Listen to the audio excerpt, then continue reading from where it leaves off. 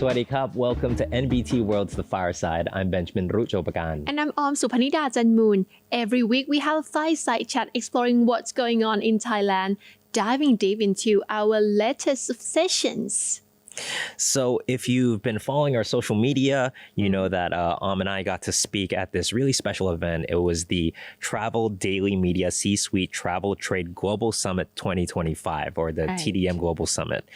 So in this episode, I really want to download all of those insights and all of those perspectives that we got to listen in on and share that with our audience here today. I thought there was some really high level stuff being said there. And we also want to talk about some of the travel trends that we got to speak about at the event. Now, according to the event page on Thailand Now, the TDM Global Summit was held under the theme, The Future of Hospitality, Crafting Seamless Experiences in an AI Digital Driven World. So you know that AI, digital technology, this was featured really heavily in the concerns and expectations for the future.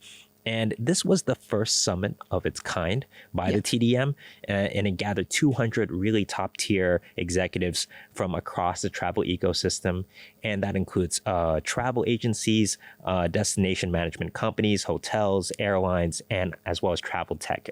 There was a representative from Google as well. Yeah, and it was our first time doing that because we have crossed the platform to everywhere, like on air, on TV and radio, online, on social media, and on the platforms, and also on site. We did the live performance, conducting the session, talking about the industries, the hospitality, and the trend as well, which is we have researched so hard. We have worked so hard to be on stage and talk about this in front of executives. And people who is in this industry for a long time. So how are you feeling? Were you nervous? I was really nervous. I'm not gonna lie. I really wanted it to be good and I really wanted it to be useful to high level executives, like you said. And there's also no safety net of post production because it's all live. We preserve a lot of the chemistry that we have in these shows, but these are edited after the fact. So that was definitely something that went into my consideration about it. And it becomes my most wonderful memories because we got a lot of positive feedbacks from all the participants there. And we also heard a lot of insightful information at the speak that day. Which one do you remember? I think it was because it happened early on. It was the opening speech, but I thought it was really impactful in the sense that it set the tone for the rest of the event. So it was Dr. Jaruwan Suwanasat, the Chief Information Officer of TSEB, which is the Thailand Convention and Exhibition Bureau. And her presentation was on tomorrow's destinations, transforming value through innovative experiences. And I thought she really hit the nail on the head in terms of what the priority should be, moving away from volume or mass tourism to value and how we can bring value. She said that by 2030, Gen Z and millennials will dominate the demographic for travel and hospitality travelers. And that really underlines the importance that our two generations will have as we age into the main demographic. She also underlined a really important concept that I honestly didn't hear before. It was ROI versus ROX. Have you heard of these before? I only heard of UX and UI as a media worker, but I haven't heard it until I listened to Dr. Jaruwan that day as well. So for those who don't know, ROI is return on investment. And this is a metric that all businesses, they have to, it's a good way to keep track of what's getting them the most profit, right? When they invest in something, time, money, staff, training, man hours, what is the return on that investment to the business goals, right? But that is a kind of, in her speech, it was kind of limiting because really it's about the impact for all the stakeholders, which is where ROX comes in. That's the return on experience. So what are customers, what are travelers in this case getting out of the tourism experience? Yeah. You know, when they choose to spend their money on coming to Thailand or staying in Thailand, traveling in Thailand, what is the return on that experience? And I thought that was very, very important. So she was arguing that stakeholders in Thailand's travel and hospitality space really need to keep an eye on that value that customers are getting. Like we mentioned in the previous episodes as well, Thailand is not operating in a bubble.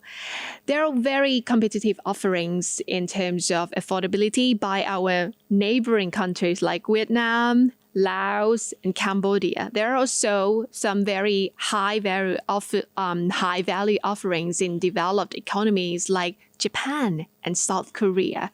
Very strong soft power there. So this concept, ROX, is very important for tour and hospitality operators in Thailand who must find a way to provide more value. Yeah. That's exactly right. What about you? Like, what jumped out to you? Well, for me, I think you have to listen to this man. Yeah. So the Newsline interview with Timothy Hughes, Vice President of Corporate Development at Agoda.com was pretty powerful. So you have to listen to this. Let's go ahead and play the clip for our audience. So travel is one of the greatest industries that combines technology and people. We have so much technology in travel. It's everywhere. It's changing the way people book travel. But underneath all that is people. People have to connect. Hoteliers have to meet distribution partners, have to meet sales agents, have to meet the guest. So we need places like this where the people can get together, do the deals, make the connections, make the networking, and then use the technology to get it all sold to consumers. Thailand's ultimate strength is people. The Thai people are just a beautiful, wonderful people, and they've created an amazing product. The quality of experiences you can do, mountains, cities, beaches, experiences here are incredible. The challenges are, travel is always changing, and those changes hit every market, including Thailand. Which countries are traveling to Thailand the most and the least change all the time. So figuring out which countries you're going to go after. The channels for distribution change, online, offline, mobile, agent, group, corporate, MICE, it's always changing. So Thailand's got this incredible product, these amazingly welcoming people, but there's constant changes in where the travelers are coming from and how they're booking that everybody has to deal with, including Thailand. Yeah, see, I really like that underneath all the technology and innovation, travel and hospitality is still about people connecting with people as well. They build community. And it's still important for people in some industry or related industries to come together at these kinds of networking events. Also, he had a very level-headed perspective on challenges of Thailand's tourism sector. The countries of origins will keep changing. There's no need to panic. The issue is whether Thai businesses can adapt to the changing landscape. Yeah, and actually, I didn't realize it at the time, but Hughes, later on, he was the moderator for another panel that I thought was really cool. So the panel was Welcome to the Social World. You got to be where your customers are. And that's really different because instead of C-suites and executives, which, you know, those insights are very interesting and they're the decision makers. So what they have to say is very impactful. But this panel was all influencers. So there was British content creator Sam Tyler, Miss Global Thailand 2025, Bella Pawita Sunthornpong, and Chinese content creator Mike Yu. And you can kind of tell from his accent that he's like UK educated. Yeah, so. I'm familiar with Bella because I'm a big fan of the beauty competitions in Thailand. Oh, yeah. Yeah, we are good at this, though. Yeah, I mean, I thought what she had to say was pretty interesting. So I remember one part of the panel where they were comparing, like, do you want a lot of, you know, detailed briefs, and do you want like a lot of feedback, and what is your collaboration like with hotels? And they said that like when they're partnering with hotels, Bella was like, yeah, I do actually like to have a scope, and I do want them to tell me and give guidelines, because then we can both come away with something we're both satisfied with. And I thought she had a very conscientious attitude that I kind of gravitate towards, actually. But interestingly, Sam and Mike, they both had kind of a different opinion about it. They don't mind having a brief, but they prioritize the freedom to create the content that they think will be the most effective. And especially Mike was saying that, like, if you don't have that freedom, it shows. Like, audiences can tell. They're not dumb. They can tell that whether or not something is an ad, you know, and they just click away. Wow, this is different aspects. So I think for me, I would like just only the keywords or key things. Key thing that we have to communicate, you know. It's good to have some instructions, but I don't mind if they don't have, because I have seen so many people just review it straightforward lately, and it's very powerful. Yeah. I think with these collaborations, it's about what both parties get out of it. Yeah, and if exactly. like the performance isn't there, like let's say that it was just about delivering what the hotel wanted, I think I can kind of understand Bella's perspective. But if it's about the performance of the channel, if it's about the performance of the specific content, you know, I kind of see where Sam and Mike are coming from too. You know, you don't want something to come across as an ad. You want it to be more authentic. So so you were one of the panelists as well. How was it? Oh yeah. I was on a different panel in the afternoon, and that was about the role of Gen Z in travel, and that actually touched on a lot of the trends that we discussed in our own Fireside.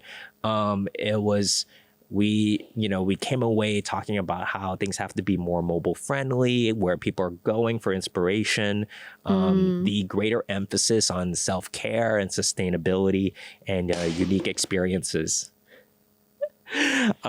So there's a lot of interest around demystifying the Gen Z consumer, because they are becoming the dominant demographic here in this industry. Yeah, so sure. One thing for sure, though, social media is a big part of travel. So in our Fireside chat, the first thing we discussed that day was online behavior. This is what we have shared to the crowd. So over the last decade, the rate of internet adoption has grown dramatically from a global average of 42 to 68%. And the average internet user can spend upwards to 6 hours per day online, or 1/3 of their waking lives. We also mentioned before how that figure could be as high as 11 hours in Thailand. That sounds about right. I think I spend 11 hours. I think I'm the one driving that average up.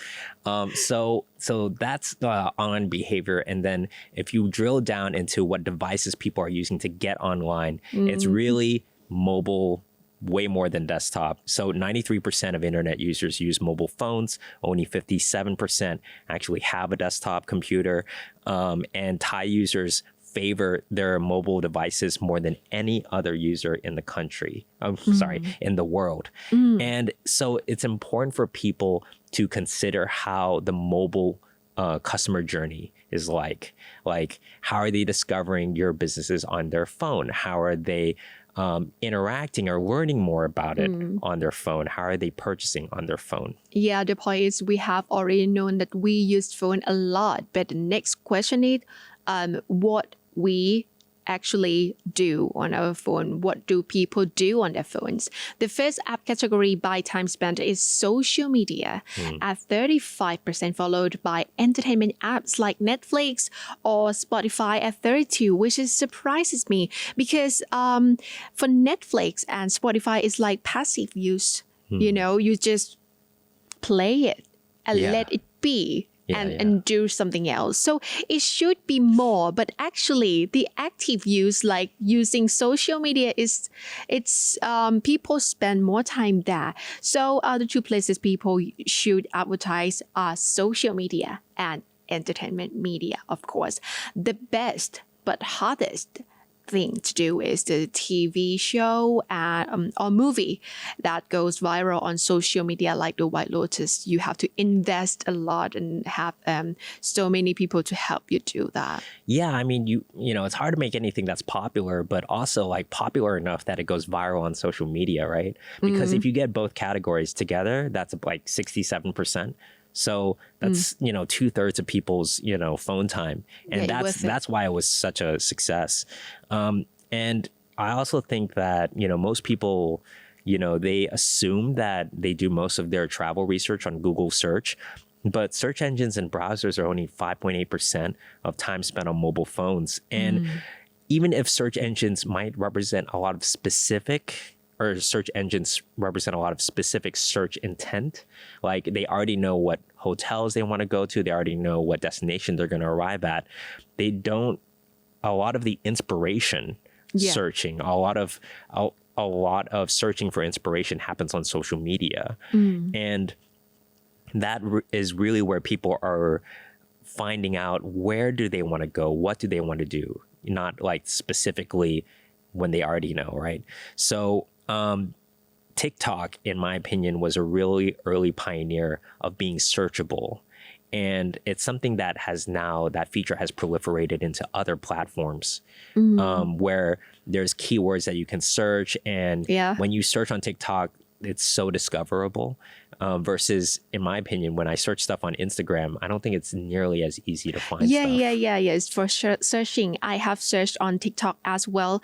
I remember one time I searched that where to go for the riverside restaurants, good riverside restaurant. There are so many places come up on TikTok, but for Instagram, I have used it as well, but it's come on my algorithm automatically and I just save it. I think the feature that I love on Instagram the most is collecting it and save it into different collections and playlists. Yeah, absolutely. I do a lot of save collections of different different like content ideas, honestly. Right. And different like, it really depends, but like every time I get inspiration, it is easy to group them, like Pinterest boards, that too. That's also really good.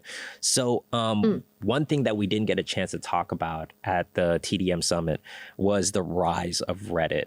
Now, over the last few years, from March 2022 to March 2025, Wikipedia traffic has plummeted 22%, while Reddit usage surged 42%. So that's an incredible shift in the dynamic of how people are using the internet. And what that tells us is that more and more people are searching for authentic first-person word of mouth recommendations about the questions that they have over encyclopedic information that's contained in Wikipedia. Wikipedia is so well researched, and it's, there's a lot of content moderation, and it's very, in my opinion, very polished. But when people want advice, they tend to trust the person rather than a sort of faceless Wikipedia. Reddit is very popular in Western countries, but to be fair, I don't use Reddit that much, but I can definitely relate to this next trend. It is the traveling for wellness and aesthetic treatments. More and more people are making travel plans with self-care in mind and booking time for wellness treatments and cosmetic procedures. Wellness tourism is expected to grow from $1.2 trillion in 2025 to $3.2 trillion in 2035. The medical spa market was estimated to be worth $36.6 billion in 2024 and is predicted to rise a CAGR of 6.8% through the 2034. So Thailand is especially competitive in cosmetic procedures with 7,000 aesthetic clinics nationwide, including 2,000 in Bangkok alone. So how many have you been? I've been to all the different ones in my soul. One, two. Like there's a few actually. Over the past couple years, there's been more and more clinics in my neighborhood, and I'll say that as I get older, like before I was like, nah, this will never be me. I'll never do any kind of Botox or whatever. But now as the wrinkles come, I'm like, yeah, maybe around the frown line, or maybe I'm doing a little bit of this too much. So I think because you are on the screen more, there That's you are true. in front of the camera more. You are like more superstar. that's yeah, sure. I definitely never felt that way before. I definitely like when I was like just producing content or when I was just like writing, that was Yeah. definitely never part of the concern before. But now, yeah, the sort of now beauty standards matter at all. And, Yeah. Sometimes we got pressured by the beauty standard in Thailand. I think the rise of social media as well, that we see people are all too perfect. Yeah. I mean, I didn't even know how to turn off. And somebody like in the comment section, please tell me, how do you turn off the filter in TikTok? Because when I go live on TikTok or when I do anything on TikTok, automatically shrinks my face. And then I'm like, should I get a smaller face? How do you even get a smaller face? How does that even work? So yeah, I don't like that that's the default. And in the Samsung camera as well, the camera just automatically like, you know, smooths out all my wrinkles and stuff. Actually, you like it. I'm above it. I don't need it. I don't actually need it. But yeah, social media addiction is a huge issue, and we talked about that a couple times in our previous episode on social media addiction. It definitely affects you in terms of mental health and the self-esteem and the self-image that people have, and it definitely can drive some of the anxiety that people have. So this wellness and aesthetic trend in travel definitely feels like a response to that. It feels like a response to the sort of anxiety that social media can produce. And even though, yes, we're talking about how social media is a great marketing tool and it's a great because of how much time people spend on it, you know, we're not going to ignore the fact that there are pros and cons, right? Yeah, sure. So it definitely has problems like eroding cognitive control, reduced attention span, insomnia. And more broadly, I think it can also relate, you know, this wellness trend could also relate to something we discussed earlier, which is the Bani framework. And this is a worldview that was conceived by Janae Cascio, where Bani is a view of the world characterized as brittle, anxious, nonlinear, and incomprehensible. So the more people feel uncertain about their outer world, the more they turn inward to look after their physical and mental health. Yeah, this could explain the growth of something, which is the sleepcation. Can you imagine what's the combination of two words? What was that? Definitely sleep combined is one of together? them. Yeah, sleep and vacations. According to Tanner Saunders, a senior hotels reporter at the Points Guide, sleepcations can be as simple as checking into the hotels in your own city with a spatial sleep package that includes enhanced ways to get a great night of sleep, like fancy bed or some advanced technology, sound machines, or some sleep enhancing supplements, or a full-on sleep retreat where you meet with experts who help guide you physical and mental wellness to make sure you leave feeling renewed, refreshed, and relaxed. I love that idea so much. I really would love to go on a sleep vacation or a sleepcation. So yeah, that sounds amazing to me. But I don't know that if I would care if I'm meant to sleep the whole time. Would I care if it was in like an exotic location? Like I would just do it in my own city. You know, I would probably make a staycation out of it. But so our very last trend that we want to share that, you know, definitely featured in our fireside chat at the TDM Summit was the increasingly blurry line between business and leisure, and what's now become the bleisure trend. So since 2019, this trend towards remote work has accelerated. The way we work has definitely changed. And despite back to office mandates, right? So for a growing number of the workforce, what we used to call work from home or WFH is slowly becoming work from anywhere or WFA. Doesn't that sound cool? Work from anywhere. It sounds Yeah. so like freeing. So this has in turn impacted the nature of the travel industry as more millennials, they are incorporating a leisure component into their business trips, or they're extending their business trips to take personal sightseeing, experiences. And it's also important to note that a lot of the technology that makes this possible, video conferencing, high-speed internet, Wi-Fi, all this stuff, that makes work from anywhere, digital nomadism, or workations possible has existed for a long time. But really, it hasn't been normalized up until, the events from 2020 to 2022. That it's become more acceptable in the business world for you to take Zoom calls with clients or with team meetings as well. Yeah, that's true. As a result, there's growing demand for hybrid hospitality where hotels are part accommodation and part co-working space. So would you become a digital nomad? I would definitely like to do it for a year. I think that would be really interesting to digital nomad for a year.